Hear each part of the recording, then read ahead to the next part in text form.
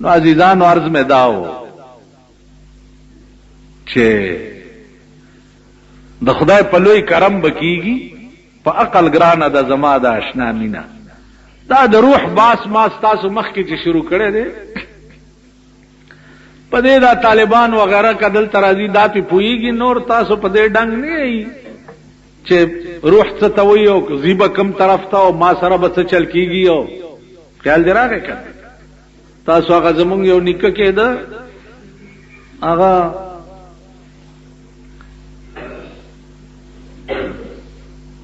زما نیکه ته ویلې چې موږ د نیکه ورو هغه ته وی چې زه چیلا کېږم هغه ورته چې بس چیلې میلې پرېدا خو جمعات کې کېنه وظیفې مزیفې کوا وی چې نه مال کوټه جوړه کړي زه چیلا کېږم کوټه ولا جوړ کړه سور دي چیلا کېږي ول سلوي خورزه بده کوټه کې چیلا ورننه وته چې ورننه وته نو چې یو لاس ورځ تیرې شو چا بار आवाज وکړو چې د ګل شیر کاکا نو اسې چې دغه چاوالو په سرو وینو رنگ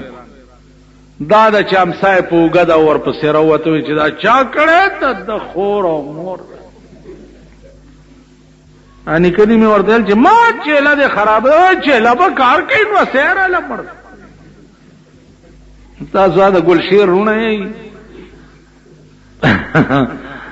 جمعات کې چیلم یې او بزرګانم یې او نیکانم یې د پیشو رونه یو مونږه وای پیشو ترغه پورې شیخای چې په مګو نه یې پیخ پیشو بزرګ او نیک د تور ته مګه وخه بیا د دې حال کو مونږه هغه یو خدای پراستای چې او انم داستا د بل اخلم ځان توایما نم داستاو د بلا خلم ځان توایم خپنشي کمنم واغستستا نم داستاو د بلا خلم ځان توایم خپنشي کمنم واغستستا داستاو د بل نامعلوم وین ځان تا چې مونږ ټول په دې عظیم قهر گرفتار زمونږ ټول دا حالت نو روح علما لیکي چې روح چې دا باوم مړکی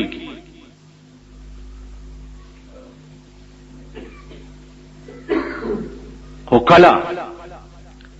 دویم आवाज چې په اسرافیل علیہ السلام په شپېلې کیو هغه شپېلې کې بدا الفاظ وای چې او زړو شو غوخو او زړو شو اډوکو او خاور سره مکس شوی غوخو اډوکو راپور ته شي او روان شي شام له د پاره د حساب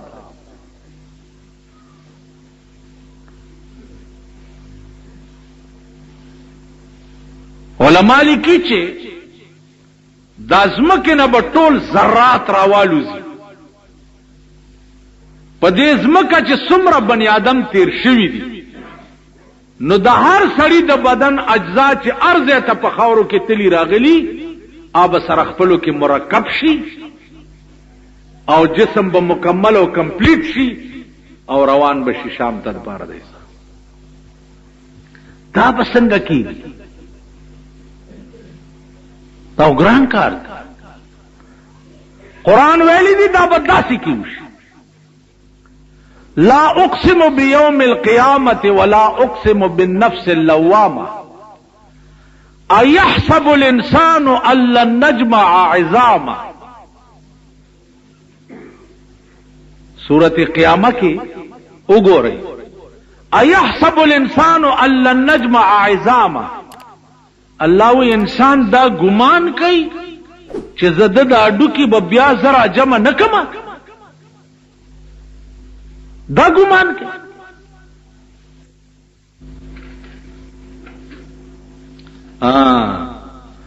فیضا برق البصر،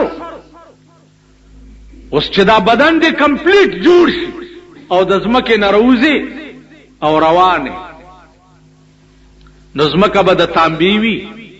نور به یو نیزه اوچتي. نو الله فرمایي یقول الانسان یومئذ این المفر، انسان به په دغه ورځ باندې وای این المفر، خدای چرتم د تخت لار شته که نشته، کم خوا وتښتم، یا الله دې سختۍ نه به بچ کېږم څنګه؟ نو آواز به ورته وشي چې کلا لا وزر الى ربك يومئذ المستقر، خلاصېدی چرته شي، نن زه د قرار صرف یو د خدای مخه ده چې ته به ورځې، بله لار دې نشته. نو عزیزانو عرض داو چې دغه وخت کې به روح سره د جسمه کمپلیټ شام ته رواني او حساب بکی. اوس خبره لنډ غوندې پویوم چې روح چونکې یو جسم دی، آیا دا به مړ کېږي او که نه؟ کم علما چې محققین وایي چې نه به مړ کېږي، د دې دا معنا ده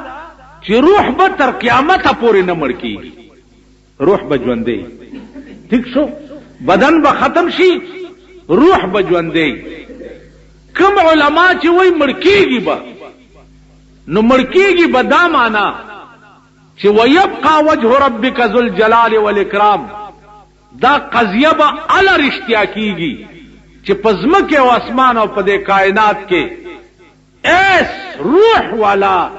جسم باقی پاتې نشي، ټول فنا شي. نو په دویمه شپېلۍ د اسرافیل به ار څه ختم شي.